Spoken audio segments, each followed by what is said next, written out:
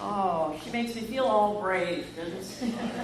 Thank you for that. It's so inspiring. Bonnie Frost and her wonderful husband Ron also here helping us out on the sound. So thank you both. It's wonderful to have you both here. So you feeling brave today? It's one of those things I don't use that word a lot in our day-to-day chat talk, but wow, it evokes a sense in me, and I say, well, I thought I was brave, but now that you mention it, so we're going to talk about that today. There's a line in there that I just love, trusting the hero in me. If I were brave, I trust, part of that would be trusting the hero in me. And another way of saying that is saying trusting God in, as, and through me. You know that we teach and believe all the time here that there's that something inside of us that can do anything, that is not bound by anything that's happened before. And sometimes it comes through and you say, wow, I guess there is a hero in me. Trusting that hero in me. So, and there's another line about, are there miracles? Are there miracles in you and me? And the answer is yes. Only they're really not out of the ordinary miracles. They may seem out of the ordinary, but because of that spirit in us, we're capable of so much. So what would I do today if I were brave? Let me say, that is code for what would I do today if I had a new brave story instead of my own scary story. My own scary story. And that is the title of my message today. It's a question. What is your scary story? What's your scary story? And don't tell me you haven't had at least one in your life, because I will admit I have a whole library of them. I think every day, every one of us experiences fear at least once, is scared at least once about something, and usually several times. Not always paralyzing fear, but it's always lurking around, that little voice, that little story there. There was a comedian who said, I tried to drown my fears with gin, but I turned out my fears had floating devices. You know the feeling? Okay, I think I got this. I've got this. And then like 5 minutes later, there it is again. Oh, well, I guess I better go back and retool here. Another few words for fear, of course, are things like worry, anxiety, stressing over something, fretting over something, resisting something. If any of those ring a bell, that's fear. That's something. And I'm not saying fear is entirely categorically bad. We all know that there is a place in our survival as human beings that fear serves. But those fears I'm talking about are the ones that we can do something about. And sometimes those fears are just fleeting, and sometimes they can be so visceral. You physically feel them. I know I do. I can, when I'm really caught up in something that has me anxious, stressed, afraid, it's a physical thing. And as I say, sometimes those fears may just be fleeting, quickly, like little things, and you dismiss them. The thing about fear is that at the worst, it can be paralyzing. Have you ever been just literally stuck, paralyzed, frozen in fear? I don't know what to do. I can't think because of fear. But even in their more minor, more benign ways, the fears that we entertain can constrict and can smother that flow of life and creativity that's in us. I know that whenever I have that kind of fear, anxiety, worry going on, I'm not as freely open to the creative flow. It's always there. It always wants to come through. And it's me getting in the way because, of course, my scary stories.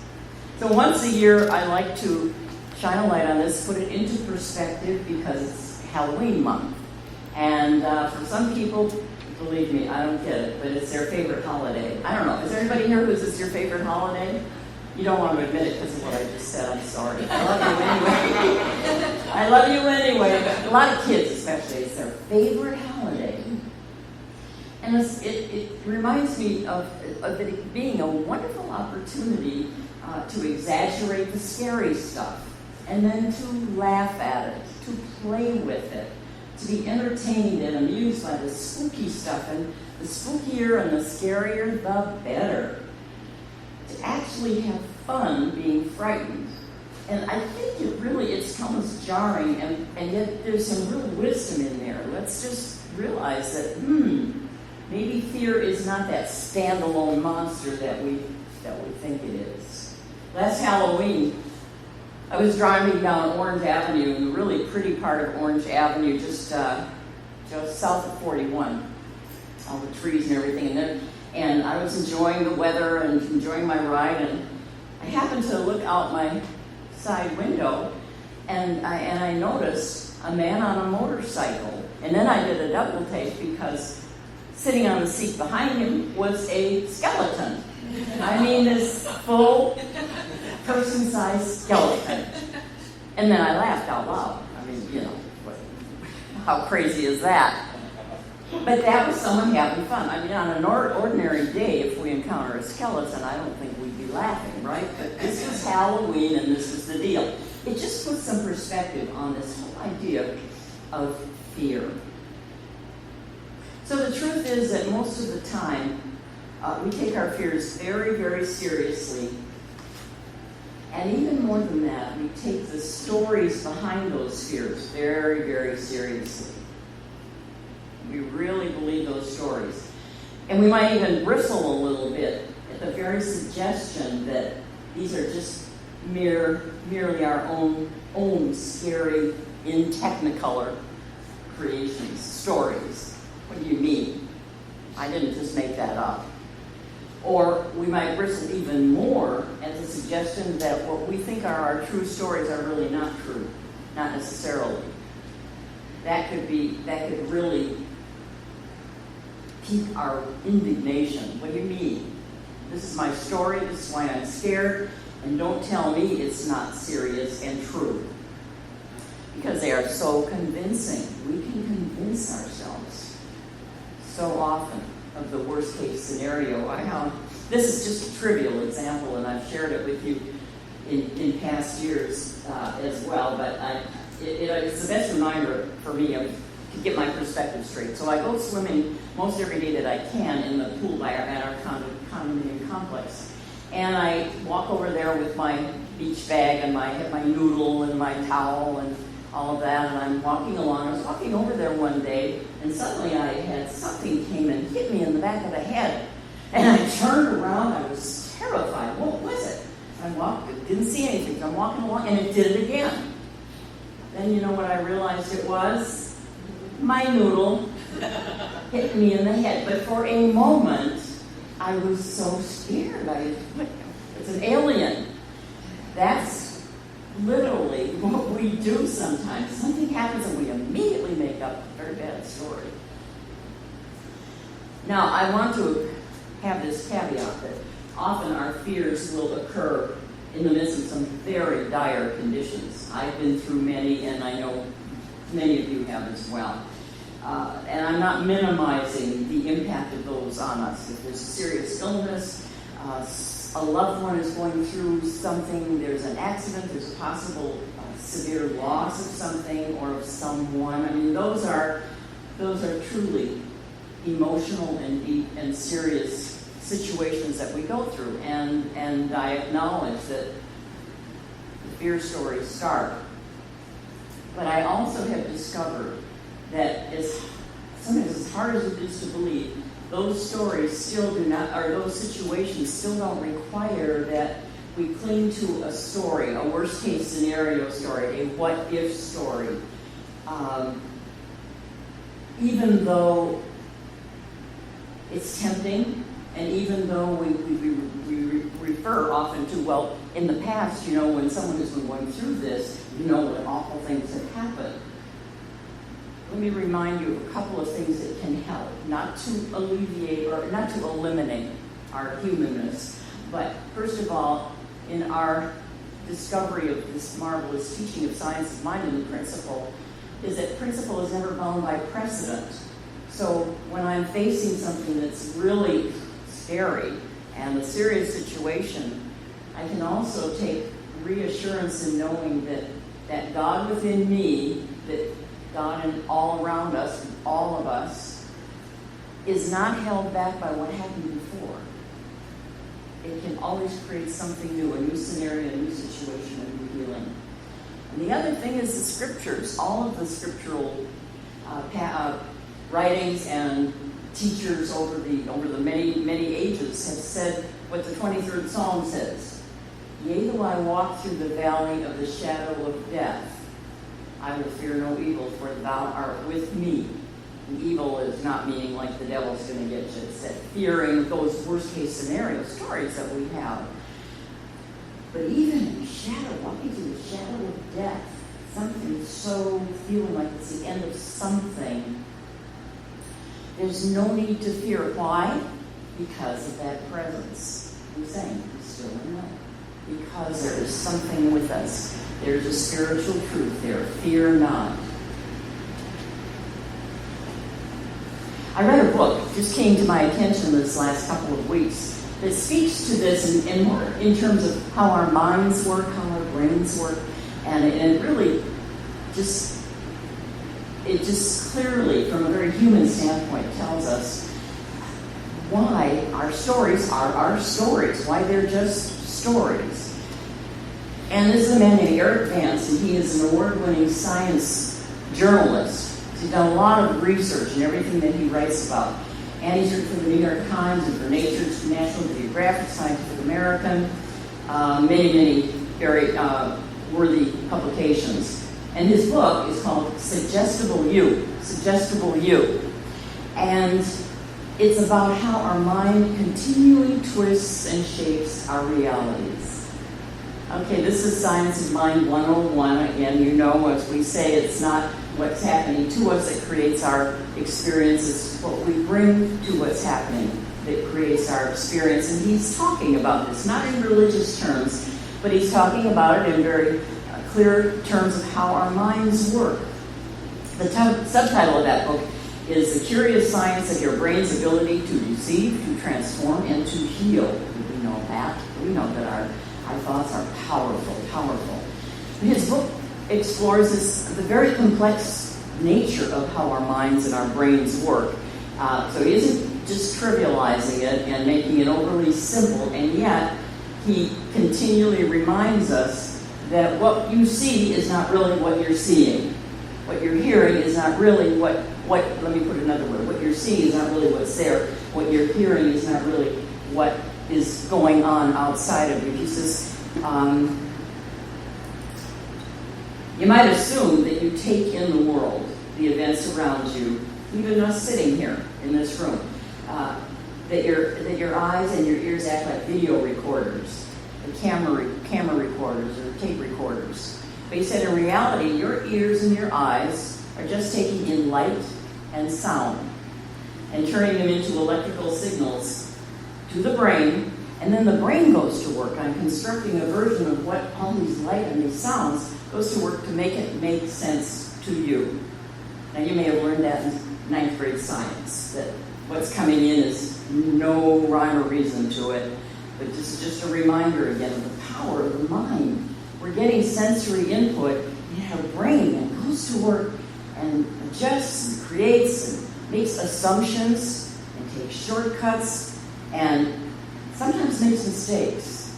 And it's very subjective in trying to make whatever's coming in and these sensory input, make it make sense to us based on what our assumptions are about life, based on our subjective perspective. So he said optical illusions. You know, you've all had different puzzles, you know, where you see an optical illusion or blind spots. These are some of the ways, there are many ways, in which the brain can misinterpret what it is actually seeing. Even a really good magician, of course, they can fool us by toying with our attention and our expectation based on what we're bringing to that experience. And he says, even as your vision is not a simple camera, so your memories aren't like audio recordings that you might have from the past. We think we remember things just the way they happen. But just like sight and like sound, he says, memory is a process, an integrated, constructive process. It's constantly refining itself. It's rebuilding, it's restructuring, and it's finding shortcuts. All very subjective. And your memory can play tricks on you too. All that is to say that we have some say then about how we decide to relate to what is happening to us. Think about something that might be bothering you today, for example. Fear, or maybe stress, or anxiety, or a little bit of worry. And aren't you relying a lot on memory as you tell your story about that? Well, you know, my friends told me that when it happened to them, or, you know, I read in the paper that, or pulling from that store of memories, which are really not all that accurate. So, when we're in fear, there is some scary story that we are believing and that we have made up. So you've heard the acronym FEAR, forget everything and run. And yet in the face of that feeling, and that truly is a feeling that we often will have when we're afraid, Dr. Ernest Holmes, the architect of our philosophy, said to overcome fear is the greatest adventure of your mind. Wow, that's an adventure. So then you can go to FEAR, feel excited at risk. Feel excited at risk. Now that would be a new story, wouldn't it? That would be in answer to Fawny's song, If I Were Brave. Think about it in connection with, again, something that might be up for you right now. There's another way to think about it. How about as an adventure instead of, and feeling excited about risk instead of, forget everything and run. Tony Robbins said that life is actually a dance between our deepest desires and our greatest fears. And it is a dance, isn't it? It's never like one straight line, back and forth between our deepest desires and our greatest fears. So let's think about those stories that we might be telling ourselves. Here's how that works. We develop a new ache or pain or symptom, and in an instant, here come the stories. A whole array of them, because there are several scenarios, of course, that could apply. Or we encounter some difficulty or some obstacle in any area of our lives. Or we watch the news, which is a real setup for scary stories. What is going to happen to me? What is going to happen to the world? And I don't know about you, but in an instant, in those situations, my storytelling ability just goes wild. It kicks into high gear. And you know, if that's not enough, of course, then I might Google. Check it out. Let me see what the internet has to say about this. And of course, do not Google. Let me tell you. Yes, it's a good source of information, but use it judiciously. I cannot tell you how many times I have Googled stuff that I should never have and come up with, oh my goodness, I never thought that could be happening to me too. So it's up to you. But if you want to fuel your stories of your scary stories, have at it. If not, maybe take a break. So today, what is your scary story? What are you